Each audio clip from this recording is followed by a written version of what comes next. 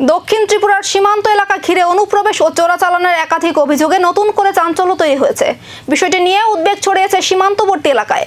ভারত বাংলাদেশ সীমান্তে কঠোর নজরদারি ও কাঁটাতারের বেড়া থাকা সত্ত্বেও দক্ষিণ ত্রিপুরায় অনুপ্রবেশ ও চোরাচালানের একাধিক ঘটনা সামনে আসছে।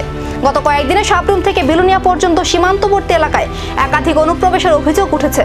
সূত্রের খবর, সাবরুমের বৈষ্ণবপুর এলাকা দিয়ে 3 জন বাংলাদেশি নাগরিক অবৈধভাবে ভারত ভূখণ্ডে প্রবেশ করে স্থানীয় এলাকায় আশ্রয় নেয় বলে অভিযোগ।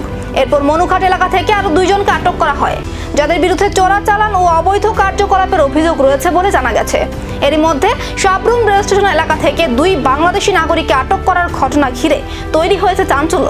স্থানীয়দের দাবি, সীমান্তের দুর্বল নজরদারি এবং ক্ষতিগ্রস্ত কাঁটাতারের বেড়া এই অনুপ্রবেশ আরো সহজ করে তুলছে। 2024 সালের বন্যায় সীমান্তের একাধিক অংশ ক্ষতিগ্রস্ত হলেও এখনো পূর্ণাঙ্গ মেরামত না হওয়ায় প্রশ্ন উঠছে প্রশাসনের ভূমিকা ঘিরে।